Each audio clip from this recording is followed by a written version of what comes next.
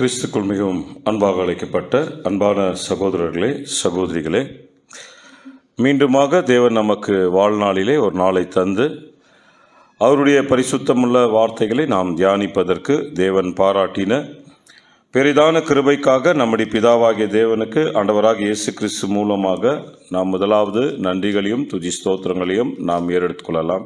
இப்போது நாம் இன்னைக்கு பார்க்கக்கூடிய சப்ஜெக்ட்ஸுடைய தலைப்பு என்னென்னா, அந்தரங்கத்தில் தொங்கக்கூடிய பூமி. சப்ஜெக்ட்ஸுடைய தலைப்பு என்ன? அந்தரங்கத்தில் தொங்கும் பூமி. அப்படின்னா இது அந்தரங்கத்தில் என்ன இருக்குது? தொங்கிட்டு இருக்குது. ஏசாயா தீர்க்கதரிசி இதை குறித்து ரொம்ப அழகாகவே என்ன பண்ணியிருக்காருங்க டிசைன் பண்ணியிருக்கிறாருன்றத தீர்க்க தரிசனமாக சொல்லியிருக்கார். ஸோ இந்த பூமி அப்படின்றது இந்த உலகம் இல்லைங்களா? உலகம். இந்த உலகம் எப்படி இருக்குது? எந்த வடிவத்தில் இருக்கு? உருண்டையாக இருக்கு. கரெக்டா? அப்போது தேவன் படைத்த அந்த ஒரு உலகத்தை குறித்து நம்ம சொல்லணும், அது உருண்டையாக இருக்குது அப்படின்னு நமக்கு ஏசாயாவில் நம்ம படிக்கிறோம். பாருங்கள், 40ஆம் அதிகாரம், ஏசாயா 40ஆம் அதிகாரம் 22வது வசனம்.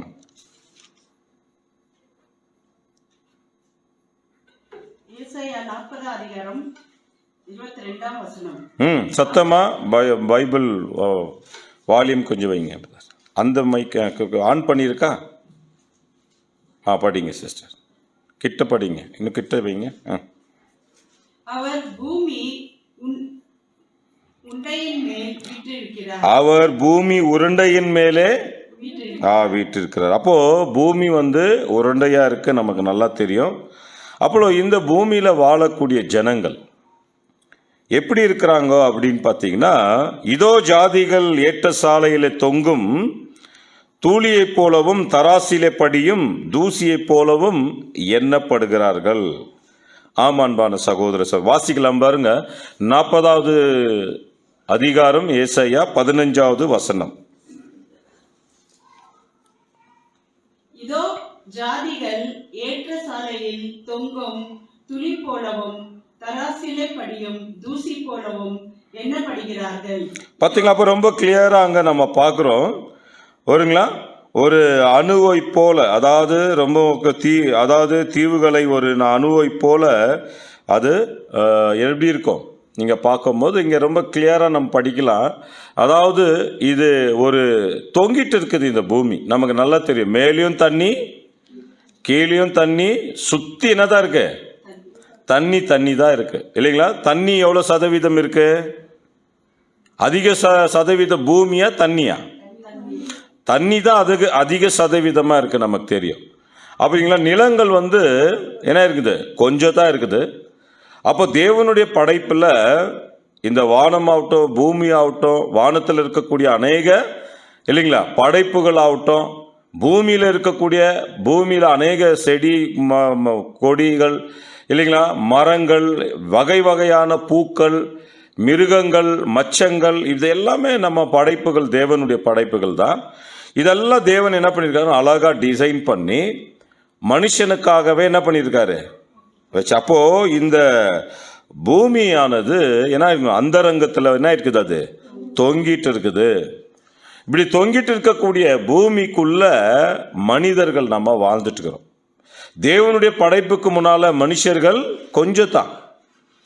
அநேக படைப்புகளை நம்ம முன்னால வைக்கும் போது மனுஷர்கள் கொஞ்சம் தான். அதான் மனுஷன் எப்படி இருக்கிறான் அப்படின்னு பார்க்கும்போது, இதோ ஜாதிகள் ஏற்ற சாலையில தொங்கும் துளியை போலவும் தராசிலே படியும் தூசி போலவும் எண்ணப்படுகிறார்கள்.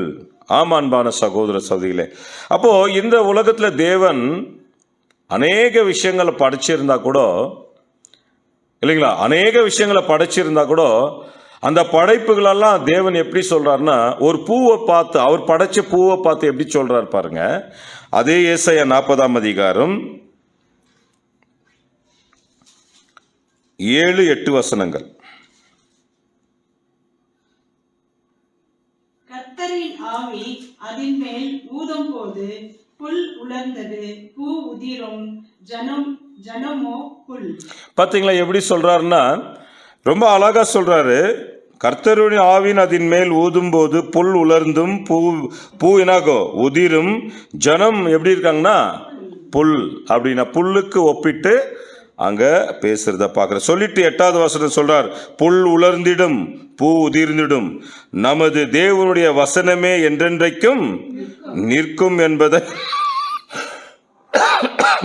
என்பதை சொல் என்று உரைத்தது.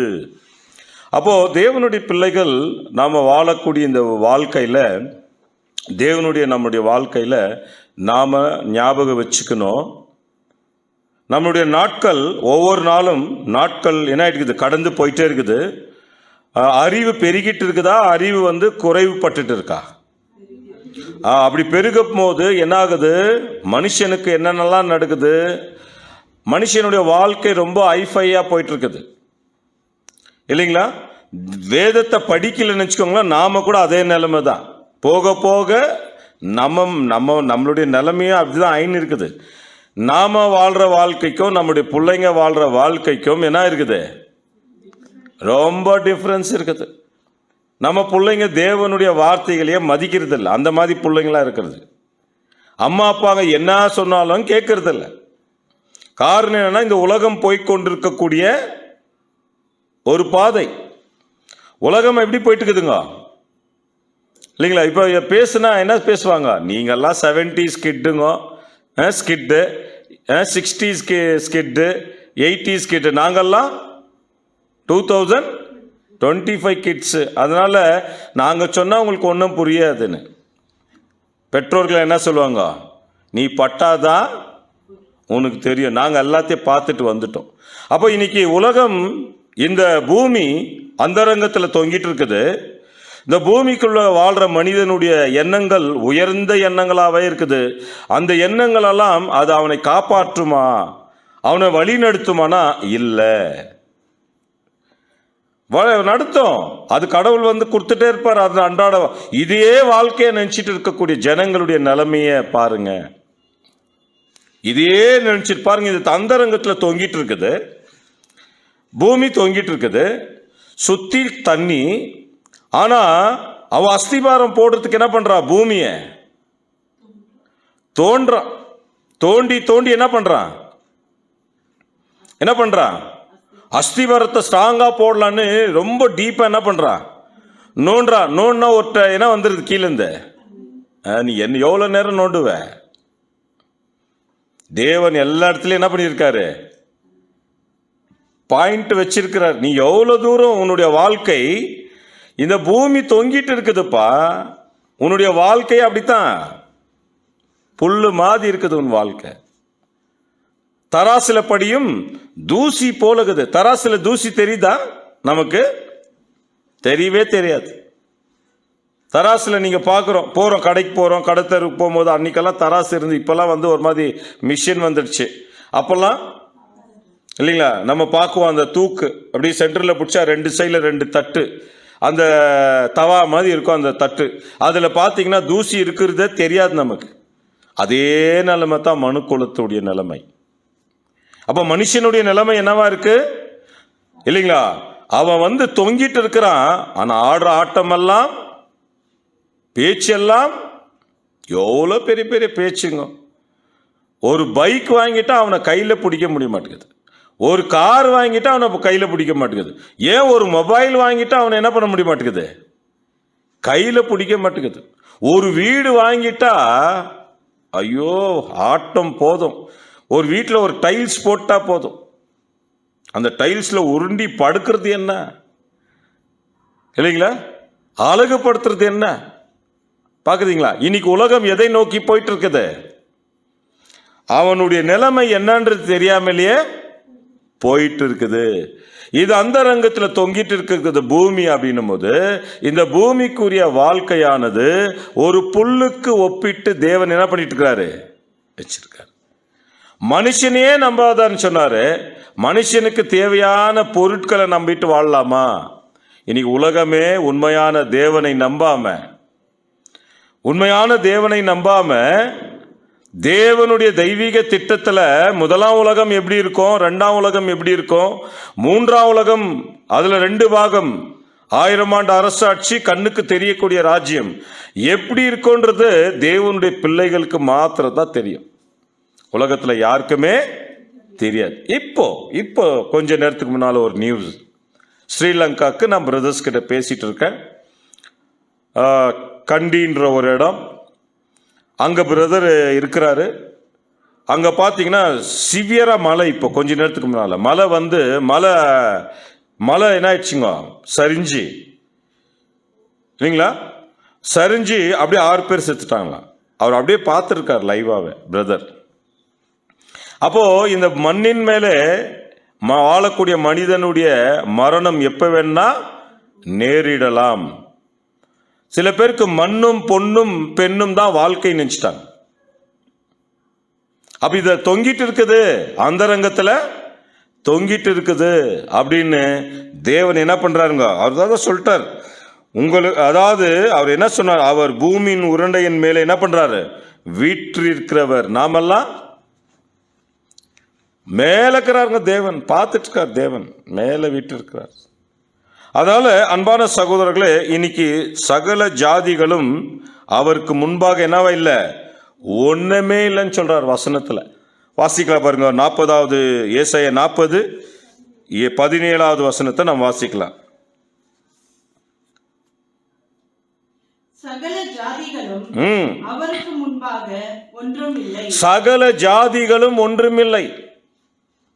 எவ்வளவு பெரிய படிப்பு இந்த உலகத்துல, எவ்வளவு பெரிய ஸ்காலரா இருக்கலாம், எல்லா நாட்டிலையும் அவருக்கு வேண்டிய வசதிப்புகள் இருக்கலாம், நாட்டையே ஆளக்கூடியவர்களா இருக்கலாம், எல்லாம் இருக்கலாம், சொத்து இல்லைங்களா, 1க்கு 10 வீடு இருக்கலாம், 50 கார் இருக்கலாம் இல்லைங்களா, பெரிய பெரிய என்னங்க நாட்டில் பெரிய பெரிய தலைவர்களாக நீங்க ஆளுகை செஞ்சிருக்கலாம். தேவனுக்கு முன்பாக என்ன சொல்றாருங்களா, சகல ஜாதிகளும் இன்க்ளூடிங் எல்லாமே மனுஷ ஜாதி, சகல ஜாதிகளும் அவருக்கு முன்பாக ஒன்றுமில்லை. எப்படி இருக்கிறாங்க, அவர்கள் சூனியத்திலும் சூனியமாகவும் மாயமாகவும் எண்ணப்படுகிறார்கள். அப்போ ஒரு புது சிருஷ்டிக்கு இவ்வளோ வார்த்தைகளை தேவன் எதுக்கு கொடுக்கிறாரு அப்படின்னு பார்க்கும்போது, அங்க நம்ம பார்க்கிறோம், புல் உலர்ந்திடும் பூ உதிர்ந்திடும், நம்முடைய தேவனுடைய வசனமே என்றென்றைக்கும் நிற்கும். அப்படியே அந்த வசனத்தில் இருக்கிற சத்தியத்தை அதுதான் நிற்கும்னா அதை சார்ந்து தான் நாம் இருக்கணும். எதற்காக காலையில ஒரு மீட்டிங், சாயந்தரம் ஒரு மீட்டிங், எதுக்கு? இந்த உலகம் மாயத்தில் போயிட்டு இருக்குது, மாயமான வாழ்க்கை, எல்லாம் மாயமான பேச்சு, மாயமான வாழ்க்கை. இப்படி மாயமான வாழ்க்கை வாழக்கூடிய இந்த மாயமான உலக ஜனங்கள், ஒரு நல்ல பக்தன் வேதத்தில் இருக்கிறவர் எல்லாத்தையும் அனுபவிச்சுட்டு சொன்னா, சாலமோன் கூட, மாயே மாயே மாயே, எல்லாம் மாயே. மாயை தான் தெரியலையா, டக்குன்னு மறைஞ்சு போயிடும். அப்படித்தான் நம்முடைய வாழ்க்கை. அதனாலதான் நம்ம ஏற்கனவே படிச்சிருப்போம், மனுஷனையும் நம்புவதை விட்டுவிடுனா, மனுஷனை நம்புவதை விட்டுவிடுனா என்ன, நான் கூட அர்த்தம் மனுஷன், என்னையே நான் நம்பக்கூடாது, என்னையே நான் என்ன பண்ணக்கூடாது, நம்பக்கூடாது. ஏன் நம்பக்கூடாதுன்னா, தேவன் எண்ணுகிறார் அவன் எம்மாத்திரம். படிச்சிருக்கிறோம் இல்லையா, வாட் இஸ் மேன் ஒரு சப்ஜெக்ட்ல படிச்சிருப்போம் ஏற்கனவே. வேணா ஒரு வசனத்தை வாசிக்கலாம் பாருங்க, ஏசாயா 2:22. சுவாசமுள்ள மனுஷனை நம்புவதை விட்டுடு, அவன் எண்ணப்படுவதற்கும் அப்படின்னா நம்ம மற்ற மனுஷங்களை நம்புறது தான்றது கான்செப்ட் இல்ல, என்னையே நான் நம்பக்கூடாது, ஏன்னா நானும் ஒரு மனுஷன். வாசிக்கலாம் பாருங்க, ஏசாயா 2:22. நாசிலே சுவாசமுள்ள மனுஷனை நம்புவதை விட்டுவிடுங்கள், எண்ணப்படுவதற்கு அவன் எம்மாத்திரம். ஆமா அன்பான சகோதர சகோதரிகளே, அப்போ நாம மனுஷர்களா இருந்த நம்மை இந்த வசனத்தை தேவன் நமக்கு கொடுத்து என்ன பண்றாருங்க, நமக்கு என்ன பண்றாருன்னா, இந்த வசனம், இந்த சத்தியங்களை கொடுத்து இந்த மாயமான வாழ்க்கையிலிருந்து வெளியே கொண்டு வராருங்க. இன்றைக்கு காலத்துல எவ்வளவு சத்தியம் கேட்டாலும், எவ்வளவு சபை கூடுதல் இருந்தாலும், எவ்வளவு கன்வென்ஷன் இருந்தாலும் இல்லைங்களா, இப்ப என்ன ட்ரெண்ட் சேட்டன் தெரியுமா, கன்வென்ஷனே மாயமா பண்ணிடுறான். இப்போ கன்வென்ஷனுக்கு வர வேண்டிய நேரம், கன்வென்ஷன்ல நம்ம பங்கு பெறக்கூடிய செயல்முறைகள் எல்லாமே ஒரு கேஷுவலாக ஏதோ ஒரு ஃபங்க்ஷனுக்கு வர மாதிரி ஆகிடும். சண்டே ஆராதனை கூட அப்படி இல்லை அன்பான சகோதர சகோதரிகளே. அதனால் நாம் என்ன ஞாபகம் வைக்கணும்னா, நாம் மனுஷர்களாக இருந்தோம், நம்மளை நம்பக்கூடாது, தேவனை தான் நம்பணுன்றது தான் சொல்கிறாரு. அதான் எரேமியா சொன்னார், கர்த்தர் மேலே நம்பிக்கையாக இருக்கிற மனுஷன். நம்ம மேலே நாம் நம்பிக்கை வச்சோம்னா இல்லைங்களா, என் மேலே நான் நம்பிக்கை வச்சுக்கிறது, என் மனைவியை நம்புறது, என் பிள்ளைகளை நம்புறது, என் கணவனை நம்புறது, அவங்களெல்லாம் நம்பும்போது ஒன்றும் ஆகாது, சின்ன சின்ன மோசம் நடக்கும், அவ்வளோதான். தேவனையே நம்பணும்னா மோசம் பண்ணுறதுக்கு கூட நமக்கு என்ன ஆயிடுவாங்க, தேவன் அந்த மோசத்துலேருந்து, மோசத்துலேருந்து நம்மளை விலக்கி காப்பார். ஆமாம் அன்பான சகோதர சகோதரிகளே. அப்போ ரொம்ப முக்கியமாக தேவன் நமக்கு இங்கே சொல்லக்கூடிய விஷயங்கள், பூமி என்ன ஆயிட்டுக்குது, அந்தரங்கத்தில் தொங்கிட்டு இருக்கிறது, நம்ம மறந்துடக்கூடாது. ஜாதிகள் ஏற்ற சாலையில் தொங்கிட்டு இருக்கிறாங்கோ, தராசில படிய தூசி போல இருக்கிறாங்கோ, ஒரு பூவை போல இருக்கிறாங்கோ அப்படின்னு தேவன் ரொம்ப தெளிவாக என்ன பண்ணிட்டு இருக்காருங்க. இதை ஒரு புது சிருஷ்டி மறக்கவே கூடாது. ஏன்னா சகல ஜாதியும் அவருக்கு முன்பாக ஒன்றும், அப்படின்னா நாம கூட இந்த உலகத்தில் வாழ்ந்துட்டுக்கலாம், ஒன்றும் இல்லை. அதனால்தான் நம்ம எப்படி நம்மளை வெளிப்படுத்தணும் அப்படின்னு பார்த்தீங்கன்னா, எப்படியெல்லாம் வெளிப்படுத்துகிறோம் நம்மளை சொல்லுங்க பார்க்கலாம். சத்தியத்துக்கு முன்னால் வெளிப்படுத்தின விஷயங்கள் வேற. இப்போ சத்தியத்தில் வந்துட்டு பேர் நம்மளை எப்படி ஹைலைட் பண்ணி காட்டுறோம். ஹைலைட் பண்ணி காட்டலாமா வேண்டாவா? ஃபர்ஸ்ட் ஆஃப் ஆல் காட்டணுமா காட்டக்கூடாதா? காட்டக்கூடாது. சரி, அப்படி நம்ம காட்டினோம்னா எப்படி காட்டலாம்? எப்படியெல்லாம் காட்டுறீங்க சொல்லுங்க. இப்போ நம்மளை வெளிப்படுத்தி காட்டுறதுக்கு என்னென்ன எக்யூப்மெண்ட்ஸ் இருக்குது, என்னென்ன சிஸ்டம்ஸ் இருக்குது இப்போ இன்னைக்கு சொசைட்டியில்? நம்மக்கிட்ட ஒரு நல்ல பங்களா இருந்தால் என்ன பண்ணுவோம்? ஃபர்ஸ்ட் உடனே என்ன பண்ணுவோம் சொல்லுங்க, என்ன பண்ணுவோம்? ஃபோட்டோ பிடிச்சி என்ன பண்ணுவோம்? காட்டுவோம். வீட்டுக்கு எப்பவுமே கூப்பிடாத இருக்கிறவங்களா அன்னைக்குன்னு பாட்டு நீங்கள் வீட்டுக்கு வந்தே ஆகணும், எங்கள் வீட்டுக்கு வந்தே ஆகணும்னு போய் என்ன பண்ணுவோம்? கூப்பிட்டுன்னு போய் மேலே இருக்கிற பெட்ரூமில் பக்கத்தில் இருக்கிற ஷூஸ் ரேக் கூட காட்டுவோம், எங்கள் வீட்டில் என்னெல்லாம் இருக்கு. இப்படி உலகம் வாழ்ந்துட்டு இருக்குது, நீங்கள் இல்லை, உலகம் இப்படித்தான் இருக்குது. இந்த மண்ணான ஆசை இல்லைங்களா, அதுக்கு பேர் வீணான ஆசை. இந்த மண்ணான ஆசைக்கு இன்னொரு பேர் என்ன? வீணான ஆசை. அப்போ அந்த மண்ணான ஆசையை வீணான போகக்கூடிய இந்த உலகம் அப்படித்தான் வாழ்ந்துட்டு இருக்கு. அதுதான் தேவனுடைய பிள்ளைகள் எப்படி இருக்கலாம் அப்படின்னா, நம்மளை மனுஷர்களாக நம்ம இருந்தோம், இப்போ தேவன் நம்மளை என்னவா சொல்றாருன்னா பாருங்க, வாசிக்கலாம். 1 தீமோத்தி 6ஆம் அதிகாரம் 6ஆம் வசனம். போதும் என்கிற மனதுடனே கூடிய தேவ பக்தியே மிகுந்த ஆதாயம். அதெல்லாம் கரெக்ட். அதுக்கு மேல ஒரு வார்த்தை வரும், தேவனுடைய மனுஷனே. எத்தனையாவது? 11ஆவது வசனமா 10ஆவது வசனமா? 11ஆவது வசனம் வாசிங்க. நீயோ தேவனுடைய மனுஷனே. அப்போ திருச்சபையின் பிள்ளைகளாக அழைக்கப்பட்டிருக்கக்கூடிய சர்வ சங்கமாகிய சபைக்கு என்னன்னா, நீயோ தேவனுடைய.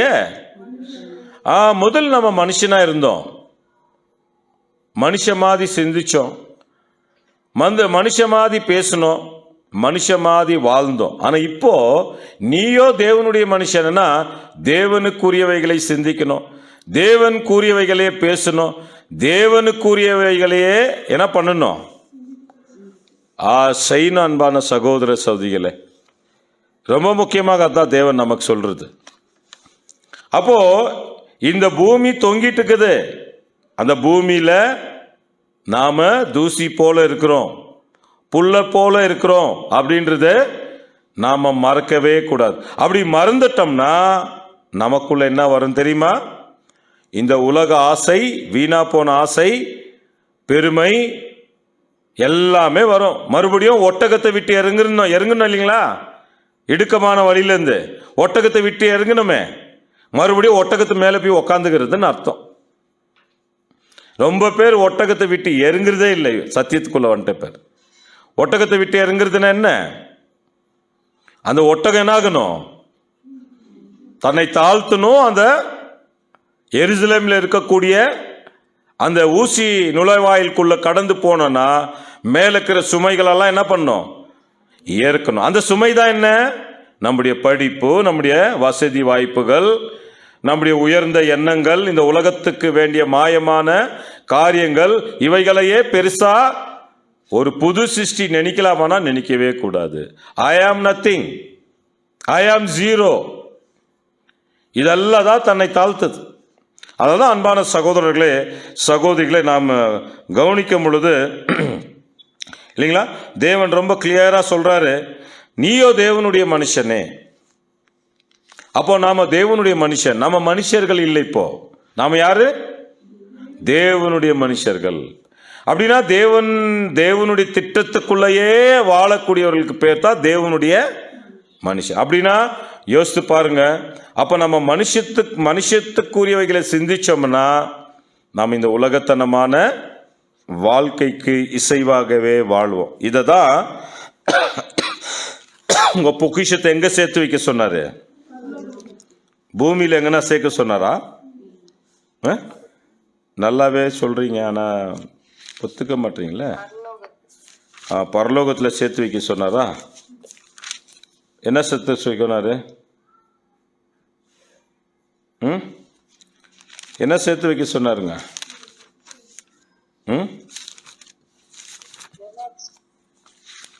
பரலோகத்தில் என்ன சேர்த்து வைக்க சொன்னாருங்க?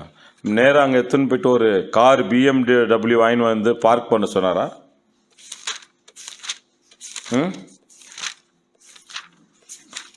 பாருங்க, இங்க நம்ம என்ன பண்ணாலும் இல்லைங்களா, என்ன சேர்த்து வைக்க சொன்னாரு? மத்தேயு 6ஆம் அதிகாரம் 19 6ஆவது அதிகாரம் 19-20 வசனங்கள். நிதானமா வாசிங்க. பூமியிலே உங்களுக்கு பொக்கிஷங்களை சேர்த்து வைக்க வேண்டாம். இதை சொன்னாலும் நம்ம ஆளுங்க சேர்த்துனே தான் இருப்பாங்க. நாளைக்கு என்ன, நாளன்னைக்கு என்ன, இல்லைங்களா? என் மகனுக்கு என்ன, என் மகளுக்கு என்ன, கரெக்ட் நினைக்கலாம், தப்பே இல்லை. அது ஆட்டோமேட்டிக்கா வரும் போவோம், அதுக்கு வேண்டிய வேலைகள். ஆனா எவைகளை முக்கியம் வைக்கிறோம், எதை பரலோகத்தில் சேர்க்கிறோமா, பேலன்சிங்கா இருக்குதா? அதிகம் பேரு பொக்கிஷத்தை பூமியில சேர்த்துட்டு சேர்க்கிறது பூமியில, பரலோகத்தில் என்ன பண்றது இல்ல, சேர்க்கிறதுக்கான ஒரு அறிகுறியும் காண்றது இல்லை. காம்ப்ரமைஸ் மைண்ட் ஆயிடுவாங்க. ரொம்ப பேர் சடன்னா காம்ப்ரமைஸ் ஆயிடுவாங்க. இன்றைக்கு அநேகருக்கு அந்த காம்ப்ரமைஸ் ஸ்பிரிட் தான் இருக்குது. அதான் சொல்றாரு, பூமியில உங்களுக்கு என்ன பண்ணுங்க, பொக்கித்தை சேர்த்து வைங்கன்னு சொன்னாரு, வைக்க வேண்டாம் சொல்றாரு. அப்படின்னா நமக்கு என்ன இருந்தா போதும்? எதை சேர்த்து வைக்கலாம் நம்ம பூமியில? பூமியில என்ன சேர்த்து வைக்கலாம், பரலோகத்தில் என்ன சேர்க்க கூடாது? சரி, நமக்கு பூமியில எது இருந்தா போதும்? சஃபிஷியன்ட். உண்ணவும் உடுக்கவும், நல்லா தான் சொல்றீங்க, படுக்கவும் பாய் போட்டு பாருங்க எங்கன்னா கீழே. நான்லாம் வீட்டில் பெட்ரூம்ல தான் இருந்தேன், பெட்ல தான் தூங்குவேன்னு வாங்க. யோசித்து பாருங்க சில பேர்லாம். என்ன உண்ணவும் உடுக்கவும் இருக்கவும் போதும் என்று கடவும். அதனால் இந்த 3 நீங்க கேட்கவே வேண்டாங்க. அவர் என்ன பண்ணுவாரு? ஆமா, டெய்லி நல்லா வாங்கி சாப்பிட்டு தான் இருக்கிறோம். பரலோகத்தில் நம்ம பொக்கிஷத்தை சேர்த்து வைக்கிறோமா? ஏன் பரலோகத்தில் பொக்கிஷத்தை சேர்த்து வைக்க சொன்னார்னா, பூமி அந்தரங்கத்தில் என்ன இருக்குது, நீ பூமியை நோண்டிட்டு இருக்கிற, நோண்டின்கிற, கீழே என்ன பண்ற, நல்லா அஸ்திவாரம் போட்டு இருக்கிற, அங்கங்க பில்லர்ஸ் வச்சுட்டு இருக்கிற. என்ன ஆகக்கூடாது? இந்த வீடு என்ன ஆயிடக்கூடாது, விழுந்து போயிடக்கூடாது. ஸ்ட்ராங்கா கட்டுறது. என்ன லாக் டோர் வேணும், என்ன வேணும், இதுக்காக பிரயாசப்படுறது. இதெல்லாம் நம்ம யூஸ் பண்ணக்கூடாதா அப்படின்றது இல்லை. எவ்வளோ விஷயங்கள் இருக்குது செய்ய வேண்டியது. தேவனுடைய காரியங்களை செய்வதற்கு எவ்வளோ விஷயங்கள் இருக்குது.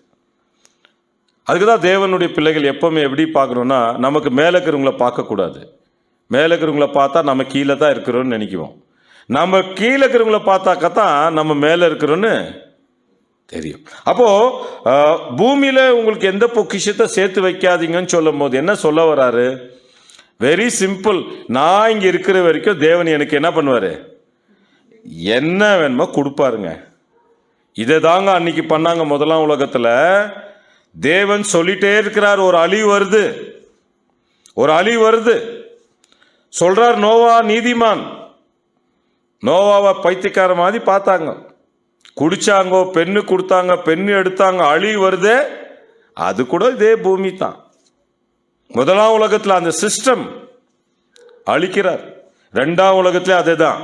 மனுஷகுமாரன் வராரு அப்படின்னு சொல்றதோட நாம எப்படி சொல்லுவோம்? வந்திருக்கிறாரு. நோவா காலத்தில் நடந்தது போல மனுஷகுமாருடைய காலத்தில் அப்படியே தான் நடக்கும். அதுல எந்த மாற்றம் கிடையாது. அப்போ இந்த பூமி அந்த ரங்கத்துல தொங்கிட்டு இருக்குது. அதுக்குள்ள நாம ஜாதிகள் தராசில படியக்கூடிய தூசியை போல வாழ்ந்துட்டு இருக்கிறோம். நம்முடைய வாழ்க்கை பொக்கிஷம் பரலோகத்துல சேர்த்து வச்சிட்டு இருக்கிறோமா? ஏன்னா இங்க என்ன வருமா? 19ஆம் வசனத்தை 2வது பாகத்தை படிங்க. இங்க என்ன வாங்க? இங்கே பூச்சியும் துருவும் அவைகளை கெடுக்கும். ஆமாங்க. தேவன் நினைச்சார்னா நம்மளது பொருள், எந்த பொருள் வேணா யார்கிட்ட வேணா ஷிப் பண்ணிடுவாரு. எப்ப வேணா போய் ஷிப் பண்ணிடுவாருங்க. அதான் வாழ்க்கை இல்லை நம்ம வாழ்க்கை. ஏன்னா நம்முடைய சிந்தை நாளுக்கு நாள் பொக்கிஷத்தை பரலோகத்துல சேர்க்க வைக்கணுன்ற ஒரு சிந்தை போய் மந்தமாயினுக்குது. ரொம்ப பேருடைய மனசு மந்தமா போயிட்டு இருக்குது. அப்படி மந்தமா போறதுனால பிரதர் சிஸ்டர்ஸ் மியூட் போடுங்க. உள்ள வந்துட்டா பயபக்தியோடு இருக்கணுங்க. ஆன்லைன்ல ப்ளீஸ் எங்க மீட்டிங் போனாலும் பயபக்தியோடு இருங்க. அன்பான சகோதரர்களே, சகோதரிகளே, நாம கவனிக்க வேண்டிய விஷயங்கள் என்ன சொல்லிட்டு இருந்தேன் பார்த்தீங்களா? சொல்ல வேண்டிய விஷயத்த சென்ட்ரல் என்ன ஆயிருது? இன்ட்ராக்ட். என்ன சொல்லிட்டு இருந்தாங்க? என்ன சொல்லிட்டு இருந்தாங்க சிஸ்டர்ஸ்? இங்க பூச்சி, அப்புறம் நான் என்ன சொன்னாங்க? அதுக்கு மந்தமாவே தான் இருக்குன்றீங்களா? பூச்சியும் துரும்பு என்ன ஆயிடும்? அதால ரொம்ப கிளியரா நம்ம பார்க்கிறோம், கெடுக்கும். தேவன் நினைச்சாருன்னா நம்ம கிட்ட இருக்கிற பொருள் என்ன பண்ணிடுவாரு? எதை வேணா எப்ப வேணா மாத்தி கொடுத்துருவார். ஏன்னா நம்ம கிட்ட நிரந்தரமா எதுவும் இருக்குதானே? ஆமா. உதாரணம், நீங்க உங்க பாக்கெட்ல ஒரு பெண்ணு வச்சு பாருங்க. அவர் நம்ம கூட தான் இருக்கணும்னாக்கா அது தேவன் டிசைட் பண்ணும். சடனா தேவன் என்ன பண்ணிடுவாரு? நம்ம கிட்ட இருந்து எடுத்து வேற யாருன்னா கொடுத்துருவார். அந்த மாதிரி நம்ம என்னெல்லாம் இந்த பூமியில இல்லைங்களா சேர்த்து வச்சாலும் நம்ம உயிர் இல்லைன்னா என்ன ஆகும்? ஒன்னும் இல்லை. நம்மளுக்கு லூக்கால ஒரு பேரபிள் படிச்சிருக்கிறோம் இல்லையா? தேவன் எவ்வளோ விஷயத்த சொல்றாரு. ஆனா நான் களஞ்சியங்களெல்லாம் என்ன பண்றேன்? இடிச்சிட்டு எல்லாம் சேர்த்து வைக்கிறேன்றாரு இல்லைங்களா? அப்புறம் தேவன் கேட்கிற ஒரே கேள்விதான் அவரை, இன்னைக்கு நைட்டு உன் உயிரை எடுத்துட்டா இதெல்லாம் யாருக்கு சொந்தம்? படிச்சிருக்கிற எல்லாம் நமக்கு தெரிஞ்ச வசனங்கள் தான். அப்போ அந்த ரங்கத்துல தொங்கிட்டு இருக்குது பூமி. இந்த தராசுல படியக்கூடிய தூசியை போல, புல்லை போல, காலையில பூத்து மாலையில உலர்ந்து போகுது. மனுஷனுடைய நிலைமை அதுதான். மனுஷனுக்கு சடுதியா என்ன வருது? மரணம் வருது. எப்போ வருதுன்னு? அது ஆக்சிடென்ட்ல வருது. உலகத்தில் இருக்கிறவங்களுக்கு உட்காந்து சேர்ல உட்காந்தாலும் வருது. மட்டன் பிரியாணி சாப்பிடும் போதே வருது. மட்டன் போய் மாட்டிக்கின்னு மீன் சாப்பிடும் போது வருது. எப்போ வேணா சடுதியா என்ன வருது? நடந்துட்டே இருப்பாங்க, அப்படியே டக்குன்னு விழுந்துருவாங்க. பல ஸ்டேஜஸ்ல மேடையில இந்த உலகத்துக்கு வேண்டிய பர்ஃபார்மன்ஸுங்க பண்ணிட்டே இருக்கும்போது அப்படியே ஸ்டேஜில் சுருண்டி விழுந்தவங்க எத்தனையோ பேர். இப்போ கூட போன இந்த 2-3 நாளில் ஒரு மிகப்பெரிய ஒரு பிரபலமான ஒரு ஆக்சிடென்ட், சின்ன வயசு, எப்போ சடுதியாக வரும்னு தெரியாது. ஏன் இதெல்லாம் அப்படின்னு சொல்லும் போது, நம்மக்கிட்ட இருக்கிறது எதுவுமே நம்மளை காப்பாற்றவே, தம்மில் தாமே ஜீவனுடையவராக இருக்கிறவர் மாத்திரத்தான் நம்மளுடைய ஜீவனை கொடுக்க முடியும். அந்த தம்மில் தாமே ஜீவனுடையவர் கர்த்தர் இயேசுவுக்கு அருள் செய்திருக்கிறார். அதே ஜீவனை தான் நமக்கு கொடுக்கறதுக்கு நாமளும் அருள் பெற்றிருக்கிறோம். அப்போ இந்த உலகத்தில் நம்ம வாழணும்னா கூட, இவைகளெல்லாம் அனுபவிக்கணும்னா கூட நம்ம உயிரோடு இருந்தால் தான் அனுபவிக்க முடியும். அதனால தேவனுடைய பிள்ளைகள் எப்படி இருக்கணும்னா, இதை எதுவுமே நம்ம கான்சென்ட்ரேஷன் இது வேணும் அது வேணும்ன்றது இல்லாமல் வெரி சிம்பிள், என்ன கிடைக்குதோ அதில் மன ரம்மியமாக இருக்கணும். ஏன்னா அவர் சொல்றார் பாருங்க, பரலோகத்தில் உங்கள் பொக்கிஷங்களை சேர்த்து வையுங்கள், அங்க பூச்சியாவது துருவாவது கெடுக்கிறதும் இல்லை, அங்க திருடன் கண்ணமிட்டு திருடுகிறதும் இல்லை. உங்கள் பொக்கிஷம் எங்கே இருக்கிறதோ அங்கே உங்கள் இருதயம். எல்லாருக்கும் தேவன் கிளியரா தெரியும். ரொம்ப பேர் வாயில மாத்தான் பேசுறது, தன்னைத்தான் வெறுக்கிறது. ஆனா வெறுக்கணுன்ற போது என்ன ஆகுறது இல்லை, வெறுக்கணுன்ற ஒரு சூழ்நிலைகள் வரும்போது வெறுக்கிறது இல்லை. ஆமான்பான வெரி சிம்பிள் இல்லைங்களா. தன்னை வெறுக்கிறவங்களுக்கு இல்லைங்களா, தன்னை எது மேலே ஆசை வராதுன்றது தாங்க. நீங்க அப்படி வாழ்ந்து பாருங்க, எல்லாம் உங்களை தேடி வரோங்க, எல்லாம் தேடி வரும். எதுவும் வேணான்னு உட்காருங்க, நல்ல ஒரு சாப்பாடு கூட நீங்க எடுத்துக்க, பரவாயில்ல நமக்கு என்ன கிடைக்குதுன்னு, அப்பதான் தேவன் நமக்கு என்னென்னவே கொடுப்பார், கொடுத்துனே இருப்பார்.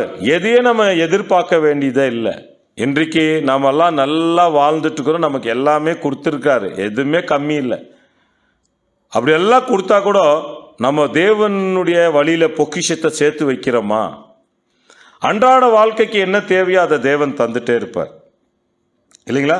அதனாலதான் சொல்றாரு, உங்கள் பொக்கிஷம் எங்கே இருக்கிறதோ 21வது வசனம், மத்தேயு 6ஆம் அதிகாரம் 21ஆம் வசனத்தை சத்தமா வாசிங்க.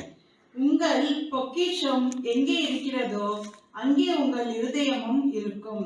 ஆமா அன்பான சகோதர சகோதரிகளே, அதனாலதான் அவர் சொன்னாரு, ரொம்ப அழகா சொன்னார், இந்த பூமிக்குரிய கூடாரமாகிய வீடு அது அழிந்து போயிடும்னார். கொரிந்தியருக்கு எழுதும் போது நம்ம படிச்சிருக்கிறோம் இல்லைங்களா. 2 கொரிந்தியர்ல 5ஆம் அதிகாரத்தில் ரொம்ப அழகா நம்ம படிச்சிருப்போம் பாருங்க. அந்த வசனங்களை கூட ஞாபகம் பண்ணலாம். 1லிருந்து 8 வசனங்களை நீங்க ஞாபகம் வச்சுக்கோங்க, எழுதி வச்சுக்கோங்க, அதை மெடிடேட் பண்ணுங்க. அதுல ஒரு ரொம்ப முக்கியமான ஹைலைட்டான விஷயத்த இப்ப நான் அதிகமா எல்லா இடத்துலயும் சொல்றேன். காரணம் என்னன்னா, அதுதான் அந்த சிந்தை தான் நம்ம லேக் அண்ட் 44 ஆகிறதுக்கு. 2 கொரிந்தியர் 5ஆம் அதிகாரம் 1லிருந்து 8, அதுல ஃபர்ஸ்ட் வசனம் வாசிங்க. பூமிக்குரிய கூடாரமாகிய நம்முடைய வீடு அழிந்து போனாலும் பாருங்க, அது அந்த என்ன நமக்கு அழிந்து போனாலும் அப்படின்னா அதை பத்தி ரொம்ப கேர் எடுக்கிறது. அழிந்து போனாலும் அப்படின்னா நம்ம எப்படி நம்ம அழிந்து போன நினைக்குதா? இந்த பூமிக்குரிய கூடாரமா டெய்லி நம்முடைய சிந்தனை அழிக்கிறோமா? அது இந்த பூமிக்குரிய கூடாரமாகிய இல்லைங்களா அன்றாட வாழ்க்கைக்கு தேவைகள் வேணும்னு நினைக்கிறோமா? இல்லை இது இல்லைனாலும் ஓகேன்ட்டா இருக்கிறத வச்சு நடத்துறோமா?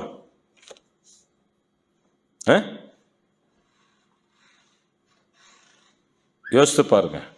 அதான் சொல்றாரு, இந்த பூமிக்குரிய நாம தான் அழிக்கலும். அதான் சண்டே கூட நம்ம சப்ஜெக்ட் பார்த்தோம் இல்லையா. பழைய மனுஷனை யார்தான் கலைத்து போடணும்? தேவன் கலைத்து போட முடியாது. கர்த்தர் இயேசு கலைத்து போட மாட்டார். நாம தான் நம்ம பார்ட்டை செய்யணும். தேவனுடைய பார்ட்டை செஞ்சிடறார். கர்த்தர் இயேசுடைய பார்ட்டை செஞ்சிடறாரு. நம்ம பார்ட்டை நாம தான் செய்யணும். அதுக்காக ஜெபத்தில் என்ன பண்ண முடியாது? என்னுடைய பழைய மனுஷனை நீங்க கலைத்து போடுங்க அப்படின்னு வேண்டுதலை செய்ய முடியாது. அப்ப அந்த பழைய மனுஷனுடைய சுபாவம் தான் இந்த பூமிக்குரிய கூடாரமாகிய இதை நமக்கு நாளுக்கு நாள் நாம அழிக்கக்கூடியவர்களாகவே அழைக்கப்பட்டிருக்கிற அன்பான சகோதர சகோதரிகளே. அப்ப இன்றைக்கு எல்லாரும் வாழ்ற மாதிரி, வேதமானவர்கள் வாழ்ற மாதிரி நாமளும் வாழணும்னு நினைக்க வேண்டிய அவசியம் இல்லை.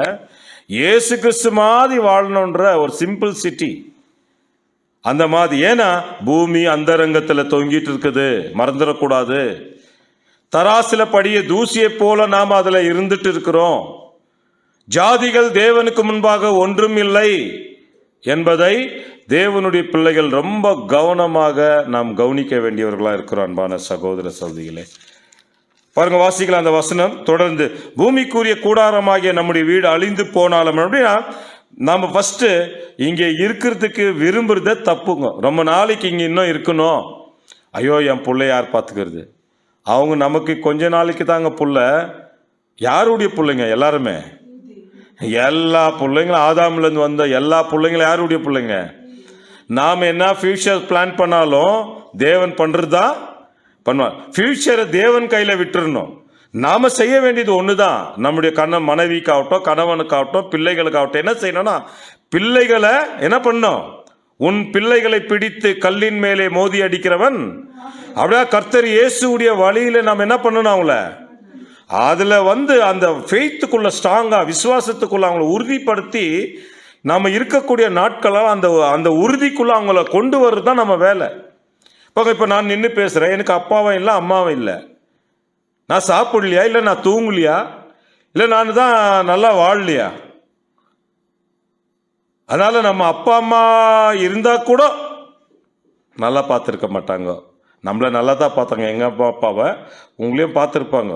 ஆனா பிதாவாகிய தேவனை போலவோ கர்த்தர் இயேசுவை போலோ யாருமே என்ன பண்ண முடியாது, யாருமே செய்ய முடியாது. ஏன்னு சொல்லுங்க, உயிர் கொடுத்திருந்த அவங்க தான். உயிர் கொடுத்தவங்க அவங்க உயிருக்கு தேவையானது என்ன பண்ண மாட்டாங்க, கொடுக்க மாட்டாங்களா? எல்லாமே எல்லாமே அவர் கொடுக்குறது தான். அப்பா அம்மா கூட யார் தான் நம்ம கொடுத்துருந்து, கூட பிறந்தவங்க எல்லாருமே எல்லாம் நமக்கு தேவன் தான் கொடுத்தார். அதனால நம்மளுடைய மனசு எப்படி இருக்கணும் அப்படின்னா, பிள்ளைகளை என்ன பண்ணணும்? கல்லின் மேலே மோதி அடிக்கணும். மோதி அடிக்கும் போது என்ன ஆகும்? கொஞ்சம் வலிக்கும். அந்த கல் யார்? கர்த்தர் இயேசு. அவருடைய போதனைகள் நம்மளை என்ன பண்ணும்? சொல்லும் போது கஷ்டமா தான் இருக்கும். இப்போ இருக்க பெற்றோர்கள் என்ன பண்ணிடுறாங்க, நம்ம கடவுளை பற்றி பேசினாலே பிள்ளைங்க என்ன ஆயிடுறாங்க, நம்மக்கிட்ட கோச்சிக்கிறாங்க, பேசுறது. உடனே நம்ம என்ன ஆயிடுது, தேவனை தூக்கி ஓர வச்சுட்டு நம்ம பிள்ளைங்க தான். புரியுதுங்களா? இதெல்லாம் நடக்குது நம்ம வாழ்க்கையில். ஏன்னா நம்ம பிள்ளைங்களுக்கு என்ன கொடுக்கணும்னா, நம்முடைய ஞானமோ நம்முடைய பலம் அல்ல, தேவனுடைய பாதுகாப்பு, தேவனுடைய. ஏன்னா அவங்க சொன்னார் ஏசாயில இல்லையா, அவருடைய வசனம் தான் என்றைக்கும் என்னாகும், நிலை நிற்கும். அந்த வசனத்தை யார் பிடித்து கொள்கிறார்களோ அவர்கள் நிலைத்திருப்பார்கள். சொன்னார் இல்லையா, வானமும் பூமியும் ஒளிந்து போயிடும், என் வார்த்தைகளோ. வானம் என்றது சாத்தானும், பூமி என்பது அரசியல், சமுதாயம், பொருளாதாரம், மதம், இவைகளெல்லாம் அழிந்து போனாலும் இல்லைங்களா, தேவனுடைய வார்த்தைகள் மாத்தான் இந்த பூமியில என்றென்றைக்கும். ஆமா, அப்போ தேவனுடைய வார்த்தை வல்லமை உள்ளது, தேவனுடைய வார்த்தை அன்பு உள்ளது, தேவனுடைய வார்த்தை நீதி உள்ளது, தேவனுடைய வார்த்தை கிருபை உள்ளது, தேவனுடைய வார்த்தை இல்லைங்களா எப்படி இருக்கா, மகிமை உள்ளது. அப்படிப்பட்ட தேவன் கிட்ட நம்ம பிள்ளைகள் என்ன பண்ணணும்? பிள்ளைகள் வளரணும். அது கூட நாமளும் என்ன ஆகணும்? டெய்லி வளரணும். நாமளும் வளரணும். நாம வளர்ந்தாதான் பிள்ளைகள் வளர முடியும். ரொம்ப பேர் வீட்டில் அப்பா அம்மாங்க வளர மாட்டாங்க, பிள்ளைங்களை மாத்திரம் வளருன்னு நினைக்குவாங்க.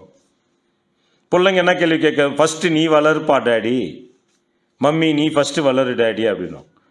நாம் என்ன செய்கிறோமோ அதை தான் அவங்க என்ன பண்ணுவாங்க, செய்வாங்க. அப்போ அன்பான சகோதரர்களே, இந்த பூமிக்குரிய கூடாரமாகிய நம்முடைய வீடு அழிந்து போனாலும் தேவனால் கட்டப்பட்ட கைவேலை அல்லாத நித்திய வீடு, அது பரலோகம் நமக்கு உண்டு. இதுதான் நமக்கு உண்டு. அதை தான் அங்க சேர்த்து வைக்க சொன்னார். பொக்கிஷத்தை அங்க சேர்த்து வைங்க, அங்க சேர்த்து வைங்க. ஆமா அன்பான சகோதரர்களே, ஏனெனில் இந்த கூடாரத்திலே நாம் தவித்து, ஆமாங்க, இந்த கூடாரத்தில் நம்ம தவிச்சிட்டு இருக்கிறோம். 2வது வசனம் வாசிக்கலாம் பாருங்க. ஏனெனில் இந்த கூடாரத்திலே நாம் தவித்து நம்முடைய பரம வாசஸ்தலத்தை தரித்துக் கொள்ள மிகவும் வாஞ்சை உள்ளவர்களாய் இது நம்ம ரொம்ப முக்கியமாக அன்பான சகோதரர்களே சகோதரிகளே நம்ம கவனிக்க வேண்டிய வசனம். அவ்வளோ வாஞ்சை காட்டுறோமா? அதுங்க பார்க்க ஹைலைட் பண்றார். மிகவும் வாஞ்சை. எந்த அளவுக்கு வாஞ்சை இருக்குது? மாம்சத்துக்கு இடம் கொடுக்கறது தான் வாஞ்சையா இருக்குது அதிக பேருக்கு. ஆவிக்கு வாஞ்சையா இருக்கிறோமா? இந்த அழிந்து போற கூடாரத்துக்கு வாஞ்சையா இருக்கிறோம் பாருங்க. ஒரு மொபைல்ல ஒரு டிவியோ அது ஏதோ ஆவிக்குரிய விஷயம் இல்லாத விஷயத்துக்கு நம்ம சரீரம் உடனே என்ன ஆகும்? ஒப்பிட்டு அதாவது ஒத்துக்கொள்ளும். ஆனா ஆவிக்குரிய விஷயத்துக்கு அது என்ன ஆகாது? ஒத்துக்கொள்றது இல்லை.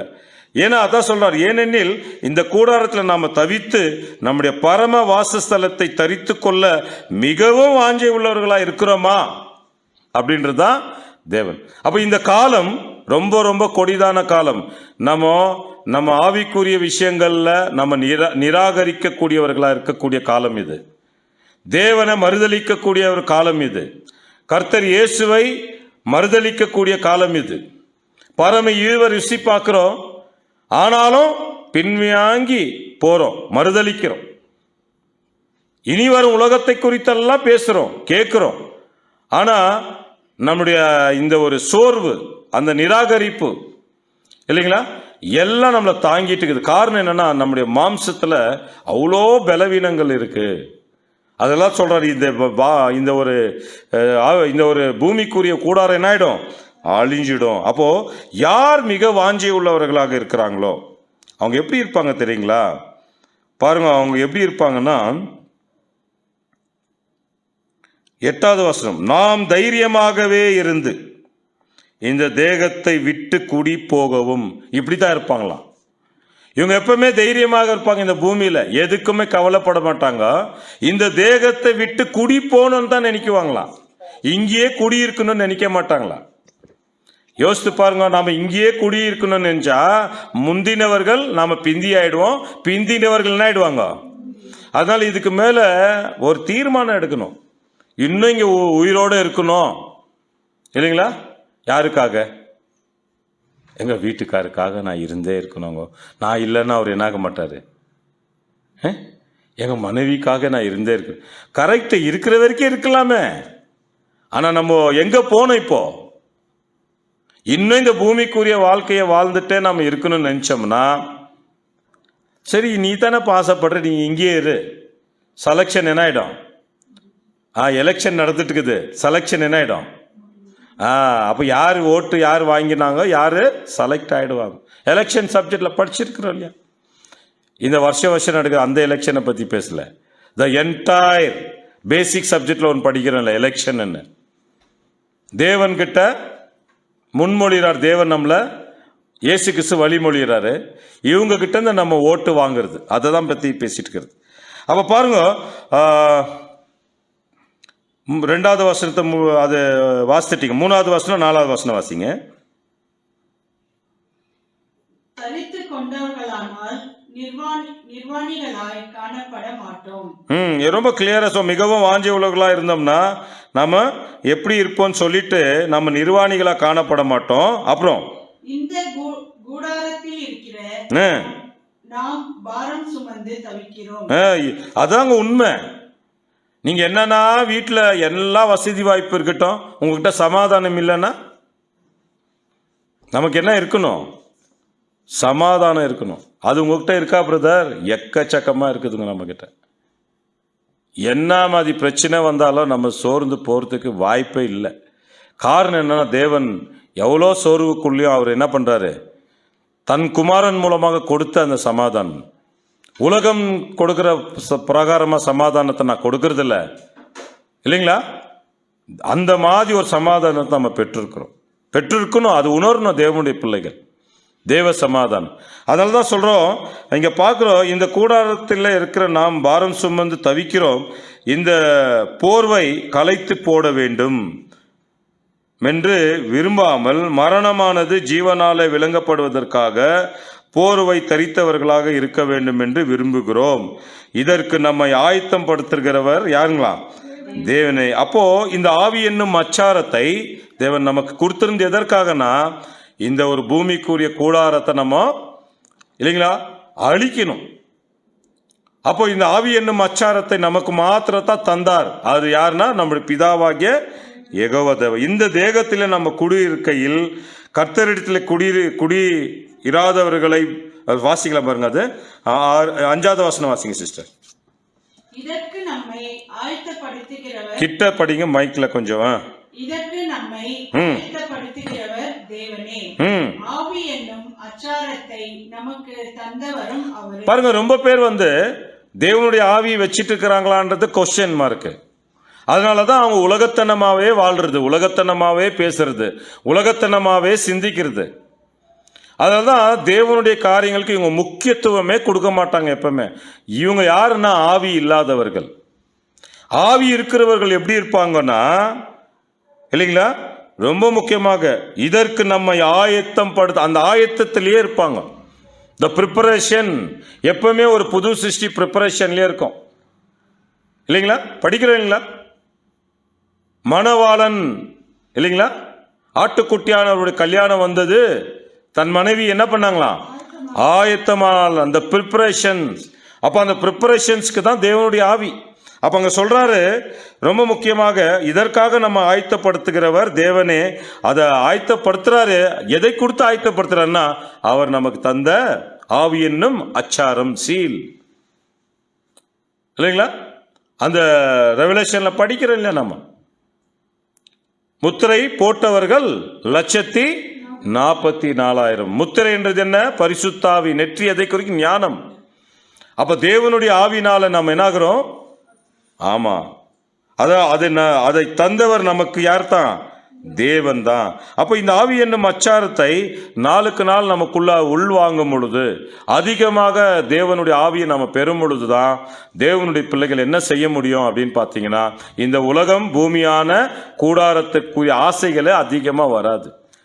அவங்க எப்படி இருப்பாங்கன்னா, ரொம்ப எப்பவுமே தேவனுக்கு மகிமையாக விஷயங்கள்லேயே நோக்கமாகவே இருப்பாங்க, செயலாகவே இருப்பாங்களாம். ஸோ இதை தான் தேவன் நமக்கு இன்னைக்கும் சொல்றார். அதனால இந்த தேகத்தில் குடியிருக்கையில் கர்த்தரிடத்தில் குடி இராதவர்களா இருக்குமே என்று பாருங்க, அறிந்தும் வாசிக்கலாம் பாருங்க. 6-7 கூட வாசிங்க சிஸ்டர். தரிசித்து நடவாமல் விசுவாசித்து நடக்கிறோம். நாம தரிசித்து நடவாமல் விசுவாசித்து நடக்கிறோம். இந்த தேகத்தில் குடியிருக்கையில் கர்த்தரிடத்தில் குடியிராதவர்களாய் இருக்கிறோம் என்று அறிந்தும் எப்பொழுதும் தைரியமாய் இருக்கிறோம். வாசி தொடர்ந்து. நாம் தைரியமாகவே இருந்து இந்த தேகத்தை விட்டு குடி போகவும் கர்த்தரிடத்தில் குடியிருக்கவும் அதிகமாய் விரும்புகிறோம். இப்போ ஒரு புது சிருஷ்டி எதை தான் விரும்பணும்? இப்போ கடைசி பாயிண்ட் அதுதான். கடைசி பாயிண்ட் அதுதான். அதிகமா நாம என்ன பண்ணோம்? என்னங்க? கர்த்தரிடத்தில் குடியிருக்கவும். கரெக்டா? கர்த்தர் எங்க இருக்கிறாரு? ராமூர்த்தி நகர் இல்லையா? எங்க இருக்கிறாரு கர்த்தர்? ஸ்ரீலங்கா இல்லையா? லண்டன் இல்லையா? ஆஸ்திரேலியா இல்லையா? எங்க இருக்கிறாருங்க? எங்க இருக்கிறாருங்க? நமக்குள்ள இருக்கிறார். நமக்குள்ள அவர் இருக்கிறாரான்ற ஃபர்ஸ்ட் செக் பண்ணோம் நம்ம. கரெக்டா? ஆனா அவர் எங்க இருக்கிறாரு? சத்தியம் கேட்கும் போது, சத்தியத்தில் பேசும் பொழுது நம்ம கூட இருக்கிறாரு. அதாவது நம்முடைய சிந்தனைகள், நம்முடைய செயல்கள் எல்லாம் தேவனுக்கு பிரியமா இருக்கும், தேவன் நம்ம கூட இருக்காரு. ஆனா அவர் எங்க இருக்கிறவரு? நாம எங்க போறதுக்கு வந்திருக்கிறோம்? ஆமா, பரலோகத்தில் இருக்கிறார். அதனால தான் அங்க சொல்றாரு, கர்த்தரிடத்தில் குடி இருக்கவும் அதிகமாய் சபையானது விரும்பமா. சபை ஆகக்கூடியங்க விரும்பாங்க. நாம இப்போ சபை ஆகணும், கட்டாயமா நம்ம பரலோகத்துக்கு போனோம் அப்படின்னு சும்மா பேச்சிலையோ சிந்தையிலையோ இல்லாம நம்ம வாழ்க்கை போதும். இன்னைக்கு இத்தனை பேர் கஷ்டம் வந்துட்ட பேர், போதும்ப்பா இங்கேருந்து போனா அது எங்கன்னு தெரியாது. ஆனால் அவங்களுடைய எண்ணங்கள்லாம் என்னத்தான்? பேச்சில்லை மேலே போகணும்னு ஆசை. அவங்க போக முடியுமா? இடுக்கமான வழியே தெரியாது. ஏன் பரலோக என்னங்க பழி ஏற்பாடு வீரர்களும் போக முடியாது, நமக்கு தெரியும். ஏன்னா இடுக்கமான வழி அவங்களுக்கு தெரியாது, நமக்கு மாத்திரம்தான் தெரியும் இதெல்லாம். அதனால தான் அன்பான சகோதரர்களே சகோதரிகளே, தேவனுடைய பிள்ளைகள் நாம் தைரியமாக இருந்து, ஏன்னா நமக்கு அநேக போராட்டங்கள் இருக்குது, நமக்கு என்னென்ன தேவைகள் எல்லாம் இருக்குது, எல்லாம் தேவனுக்கு தெரியும். ஆனால் நாம் என்ன செய்யணும்? இந்த தேகத்தை விட்டு குடி போகணும். அப்படி இங்கே இருக்கிற வரைக்கும் இந்த பூமிக்குரிய கூடாரமாக இல்லைங்களா, அது நாளுக்கு நாள் அது ஆசை பாசங்களை, அந்த வீணான ஆசைகளை என்ன பண்ணணும்? அழிக்கணும். எங்க சேர்த்து வைக்கணும்? பொக்கிஷத்தை பரலோகத்தில். அப்படின்னா தேவனுடைய காரியங்கள் எந்த அளவுக்கு முக்கியம். அப்ப தேவன் நமக்கு என்ன பண்ணிட்டு இருக்காரு? அந்தரங்கத்தில் தொங்கிட்டு இருக்கக்கூடிய இந்த பூமி, கீழே நோண்டுனா தண்ணி, இந்த ஒட்டுமொத்த தராசில படியக்கூடிய ஜாதிகள், தூசிகள், ஜனங்கள், புல்லு போல இருக்கிறவங்க இதை தான் நாடி தேடிட்டு இருக்கிறாங்க. இதுதான் இயேசு கிறிஸ்து இங்க பூமியில வாழும்பொழுது அவர் ரொம்ப அழகா சொன்னார், நான் உலகத்தான் அல்லாதது போல இவர்கள். அப்படின்றது யாருன்னா சபை ஆக போறவங்கள. அப்படின்னா நாம சபை ஆகக்கூடியவர்களா இருந்தோம்னா நம்முடைய எண்ணங்கள், சிந்தனைகள் அதிகமாக எதை தான் விரும்பணும்னா கர்த்தரிடத்துல கூடியிருக்கணும். இப்ப பாருங்க, இந்த பாடம் கேட்கிறோம், உடனே நமக்கு ஒரு ட்ரையல்ஸ் வரும், உலகத்தனமான ஒரு செயல் வரும். அங்க நம்ம கவனிக்கணும், உண்மையாவே வரும். யார் சத்தியத்தை, இந்த சத்தியத்தை இன்னைக்கு நேசிச்சிங்களோ அவள் வரும், நாளைக்குள்ளே வரும். ஃபெயில் கூட ஆகும், ஆனால் பாஸ் ஆகிறதுக்கு மறுபடியும் என்ன பண்ணணும்? மறுபடியும் ஃபெயில் ஆகணும்னு இல்லை. ஆமான்பான சகோதர சகோதரிகள், அப்போ இந்த தேகத்தில் குடியிருக்கையில் இல்லைங்களா, ரொம்ப முக்கியமாக தேவனுக்கு பிரியமாக தான் வாழணும். அதே மாதிரி இந்த தேகத்தை விட்டு போனோம், இங்கேயே இருக்கணும்னு நினைக்க கூடாது இல்லைங்களா. நம்முடைய ஃபியூச்சர் பிளான் எல்லாம் தேவன் கையில் இருக்குது இல்லைங்களா. பிறந்த டேட் அவர் கையில் தான் இருக்குது. நீங்கள் சொன்னீங்களா உங்கள் பிறந்த டேட் எப்போனா? பிறக்கிறதுக்கு முன்னாலே உங்கள் அப்பா அம்மா சொன்னாங்களா? அப்பா அம்மா கூட அந்த ஹாஸ்பிட்டலில் சர்டிஃபிகேட் கொடுத்தாங்க. இன்னும் எத்தனை பேர் பிறந்த டேட்டே தெரியாது இருக்கும், ரொம்ப பேருக்கு தெரியாது. கொஞ்சம் பேர் மறந்துருப்பாங்க. சில பேருக்கு டெத்து டேட் தெரியுமானா, ஏங்க அவங்களே டெத் ஆகிட்டாங்க. அதனால் எல்லாமே யாருக்கு தெரியும்? யார் கையில் இருக்கு? அதனால் நாம் தைரியமாக விருந்து இந்த தேகத்தை விட்டு குடி போகவும் கர்த்தரிடத்தில் குடியிருக்கவும் அதிகமாக விரும்புறதை எப்படி காட்டும் தெரியுங்களா? தேவன் என்ன பேசுறார்? டெய்லி என்ன பேசுறார் இல்லைங்களா. நமக்கு நேரம் இருக்கும்போது தேவனை தேடுறது இல்லை, நமக்கு நேரமே இல்லாத மாதிரி தேவனை தேடுறது தாங்க the real truth, real action. நமக்கு எப்பவுமே நமக்கு டைம் கிடைக்கும்போது தேவனை தேடுறதுனால ஒண்ணுமே என்ன இல்லை, எந்த இதுவும் இல்லை அன்பான சகோதர சகோதரிகளே. அதனால இந்த நாளில கூட நாம் பார்த்த பாடத்துடைய தலைப்பு என்ன? அந்தரங்கத்தில் தொங்கும் பூமி. ஜனங்கள், ஜாதிகள் எப்படி இருக்காங்கன்னா தராசில படியக்கூடிய தூசியை போல இருக்கிறாங்க அப்படின்றத நம்ம பார்க்குறோம். அப்போ நம்மள தேவன் என்ன பண்ணியிருக்காரு? மனுஷர்களுடைய நிலைமையிலேருந்து தேவனுடைய மனுஷர்களாக நம்மளை என்ன பண்ணியிருக்காரு? அப்கிரேட் பண்ணியிருக்காரு. அப்போ தேவனுடைய மனுஷன் என்ன பண்ணணும்? கடைசி வசனத்தை வாசிட்டு நம்ம பார்க்கலாம். தேவனுடைய மனுஷன் எப்படி இருக்குவாரு? 2 தீமோத்தி 3:16-17. 2 தீமோத்தி 3:16-17.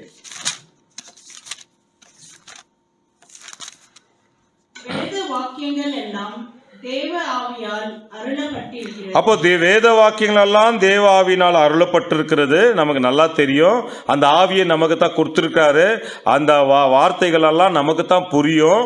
காரணம் என்னன்னா தேவனுடைய ஆவியால் அது எழுதப்பட்டதுனால தேவனுடைய ஆவியை பெற்றவர்களுக்கு தான் புரியும். இந்த வசனங்கள் எல்லாம் உலக பேர் கிறிஸ்தவர்களுக்கு அல்ல. உலக கிறிஸ்தவர்களுக்கு நீங்க இப்படி வாழாதீங்க அப்படி வாழாதீங்கன்னு சொல்லவே முடியாது. அன்கான்சிகரேட்டருக்கு நம்ம எதுவுமே சொல்ல முடியாது. உடன்படிக்கை செய்யாதவர்கள், சத்தியத்தை அறியாதவர்களுக்கு சொல்றதுக்காக இல்லை. இது யாருக்குன்னா தேவனுடைய ஆவியை பெற்றவர்கள். ஏன்னா தேவனுடைய ஆவியில தான் வசனங்கள் எழுதப்பட்டிருக்கு. அப்ப தேவனுடைய ஆவியால தான் பெற்றவர்கள் தான் இந்த வசனங்களை புரிந்து கொள்ள முடியும். புரிஞ்சிச்சா நான் பேசுறது? அப்ப புரியுது அப்படின்னும் போது சொல்றாரு பாருங்க, தேவாவினால் அருளப்பட்டிருக்கிறது. தேவனுடைய மனுஷன் டெய்லி தேரணும். நம்ம பண்ணக்கூடிய ஜெபத்துல நம்மளுடைய இம்ப்ரூவ்மெண்ட் இருக்கணும். நாம படிக்கக்கூடிய வேத வாசிப்புகள்ல தெளிவு இருக்கணும். நம்ம ஒரு எம்சி பண்றோம்னா கூட அதுல தெளிவு இருக்கணும். ஒரு பாட்டு பாடுறோன்னா கூட தெளிவா இருக்கணும். நம்ம பாடுற பாட்டு வரிகளெல்லாம் நம்ம கவனிச்சு பார்க்கணும். அதெல்லாம் நம்மளுடைய ஃபண்டமெண்டல் டாக்டரின் அடிப்படையான சத்தியத்துக்கு இசைவா இருக்குதா? ஏதோ ஒரு பாட்டு ராகம் நல்லா இருக்குதுன்னு ராகத்துக்காக பாட்டு பாடுறதுங்க வேதமானவர்கள் அல்ல. அந்த ராகத்தோட கலந்த வார்த்தைகள் தான். அந்த வார்த்தை ஆவியில பாடணும். அப்பதான் அந்த ஆவி, அந்த பாட்டு கூட நமக்கு என்னங்க லெசன். அப்போ ஒரு பாட்டு நமக்கு ஒரு ஷெட்யூல் போடுறாங்கன்னா முன்கூட்டியே பிராக்டிஸ் பண்ணணும். தேவனுடைய ஆவி நமக்கிட்ட என்ன ஆகணும், செயல்படுத்தணும், பிராக்டிஸ் பண்ணணும், கொஞ்சம் பிராக்டிஸ் பண்ணணும். அதான் ப்ரிப்பரேஷன். ஒரு மீட்டிங்க்கு போறோன்னா தேவன் நம்ம ஆயத்தமா இருந்தா தான் யூஸ் பண்ணுவார். அந்த ஆயத்தம் நாளுக்கு நாள் என்னாகணும்.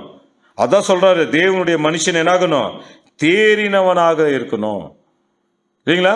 நான் 10 வருஷமா இருக்கிறேன் வேதமானவனா அப்படியே இருக்கக்கூடாது. சபையில அநேக தேவன் நமக்கு பொறுப்புகளை கொடுத்திருப்பார். தேவனுடைய மனுஷன் என்னாகணும், தேறினவனாகவும் எந்த நற்கிரியைகள்னா நல்ல காரியங்கள் செய்வதற்கு அவன் என்னாகணும், தகுதி உள்ளவனாக இருக்கும்படிக்கு அவைகள் உபதேசத்திற்கும் கடிந்து கொள்ளுதலுக்கும் சீர்திருத்துதலுக்கும் நீதியை படிப்பிப்பதற்கும் இவைகள் எல்லாம் என்னவா இருக்கா, பிரயோஜனம் இல்லைன்னா இருக்கு, பிரயோஜனம் உள்ளவர்களா இருக்கு. நாமெல்லாம் சற்றும் தகுதி இல்லாதவர்கள். இந்த வார்த்தைகளால் எடுத்து பேசுறதுக்கு நமக்கு தகுதியே கிடையாது, கேட்கறதுக்கும் தகுதி கிடையாது. இல்லைங்களா? அதனாலதான் ரொம்ப பேர் அந்த தகுதியை தங்களை தேவன் தகுதிப்படுத்தினாங்கன்னா அவங்கள தகுதிப்படுத்திக்கிறது இல்லை. கண்டுதெல்லாம் கேட்கறது அதுக்கு தகுதி உள்ளவங்களாக்குறாங்க, கண்டுதெல்லாம் பேசுறாங்க அதுக்கெல்லாம் தகுதி உள்ளவங்களாக்குறாங்க. தேவனுடைய வார்த்தைகளை நம்ம பேசுவதற்கு தேவன் என்ன பண்ணியிருக்காரு, கேட்பதற்கு, அவருடைய வேலைகளை செய்வதற்கு தகுதி. அதனாலதான் நாங்க பார்க்கிறோம், இந்த ஜாதிகள் ஜனங்கள் யாருமே அவருக்கு முன்பாக என்ன இல்லை, பெரிய ஆள் கிடையாது, ஒன்றும் இல்லை. அவருக்கு முன்பாக சகல ஜாதிகளும் தேவனுக்கு முன்பாக ஒன்றும் இல்லை. அவருடைய வசனம் தான் எப்பவுமே சத்திய வசனம் தான் நிற்கும். அந்த சத்திய வசனத்தை தான் நம்ம என்ன பண்ணோம், பிடித்து கொண்டு, அதான் சொல்றாரு, வேத வாக்கியங்களா தேவ ஆவினால அருளப்பட்டிருக்கிறது. தேவனுடைய மனுஷன் தேறினவனாகவும் எந்த நற்கிரைகளை செய்ய அவன் தகுதி உள்ளவனாக இருக்கணும் அப்படின்றத தேவன் ரொம்ப அழகா என்ன பண்ணியிருக்காருங்க, அங்க சொல்லி காட்டியிருக்கிறத பார்க்குற அன்பான சகோதர சகோதரிகளே. அதனால இன்னைக்கு நம்ம பார்த்தோம், இவைகளெல்லாம் பிரயோஜனம் உள்ளவைகள். அப்போ உலகம் ஒரு பார்வைக்குள்ள போயிட்டு இருக்குது. அது எந்த பார்வையில, எந்த வழியில போயிட்டு இருக்குது, விசாலமான வழி. நம்ம வழி அப்ப விசாலமான வழியில போயிட்டு இடுக்கமான வழியில போறோன்னு என்ன பண்ணக்கூடாது, நாம ஏமாத்தவே கூடாது தேவனை. அதனால நம்ம நாளுக்கு நாள் நமக்கு ஒரு பயம் இருக்கணும். என்ன பயம்? தேவ பயம். இந்த பூமி என்ன இருக்குதுங்க, தொங்கிட்டு இருக்குது. நமக்கு கொடுத்த வேலைகளை, நமக்கு கொடுத்த பங்கு நம்ம என்ன ஆகணும், ஏதோ தானமா இல்லாம எந்த சூழ்நிலையிலையும் இந்த தேகத்துக்கு பிடித்த மாதிரி வாழாம, இந்த தேகத்தை விட்டு நம்ம போனோம் இருக்கக்கூடிய நாட்கள் எல்லாம் தேவனுக்கு பிரியமான விஷயங்களை நாம செய்வதற்காக தான் இவ்வளோ சத்தியங்கள், இவ்வளோ ஐக்கியங்கள். இது போக போக நம்ம சரீரம் நமக்கு ஒத்து கொடுக்காது. ஆனா நாம தான் நம்ம சரீரத்தை என்ன பண்ணோம், வாயை மாத்திரம் கண்ட்ரோல் பண்ணணும்னு சொல்லுவாங்க எல்லாரும். இப்ப என்டையர் பாடியே கண்ட்ரோல் பண்ணணும். கண்ணு, வாய், மூக்கு, கை, காலு எல்லாத்தையும் என்ன பண்ணணும், பண்ணியே ஆகணும். புரியுதுங்களா? உங்க வாட்ஸ்அப், ஃபேஸ்புக் எல்லாத்தையும் கூட நீங்க கவனிக்க வேண்டியதா இருக்குது. கண்டுதெல்லாம் கவனிக்கிற மாதிரி வச்சிருப்பான். புரியுதுங்களா? ஃபேஸ்புக்கில் கூட ஒரு செட்டிங் இருக்குது. தவறான விஷயங்கள், நம்மளை ஈர்க்கக்கூடிய விஷயங்கள், நம்மளை சத்தியத்தை விட்டு வெளியே போகக்கூடிய விஷயங்கள் எல்லாம் இருக்குது. உங்கள் செட்டிங்லேயே போய் அதை செட்டிங் பண்ணி வச்சிடணும். அப்போதான் உங்களுடைய நேரங்கள் எல்லாம் தேவனுக்கு கொடுக்க முடியும். கண்டுதெல்லாம் வர முடியாது. புதுசாக ஒரு ரீல்ஸ் வர உங்களுடைய எண்ணங்கள், புது சிருஷ்டிக்கு வேண்டிய எண்ணங்கள் எல்லாம் திசை திருப்புது. உங்களுடைய வாட்ஸ்அப், உங்களுடைய ட்விட்டர் என்னென்னா இருக்குதோ, இன்ஸ்டாகிராம், கண்டுதெல்லாம் இருக்குதுங்க. இன்னைக்கு புது சிருஷ்டியை அழிக்கிறதுக்கு மிகப்பெரிய வெப்பன்ஸ் அதுதான். நம்மளை மாற்ற அழிக்கிறது இல்லை, நம்ம குடும்பத்தையும் அழிக்கக்கூடிய விஷயங்கள். ஸோ இதெல்லாம் நம்ம எதுக்கு சொல்றோம்னா, இந்த பூமியே இருக்குது அந்தரங்கத்தில் தொங்கிட்டு இருக்குது. ஏற்ற சாலையில தராசில படியக்கூடிய தூசியை போலவும், காலையில பூத்த புல்லை போலவும், மாலையில உதிர்ந்து போகக்கூடிய பூவை போல இருக்கிறான் இந்த மனுக்குலம். அதனால தேவனுடைய பிள்ளைகள் இவைகளை மனசுல வச்சு நம்ம ஒண்ணுமே இல்லை, தேவன் தான் எல்லாமே அப்படின்ற ஒரு நினைவோடு தொடர்ந்து நம்முடைய ஆவிக்குரிய ஜீவியத்துல நம்ம வாழ்வதற்கு தேவன் கிருபை செய்வாராக. ஆமென்.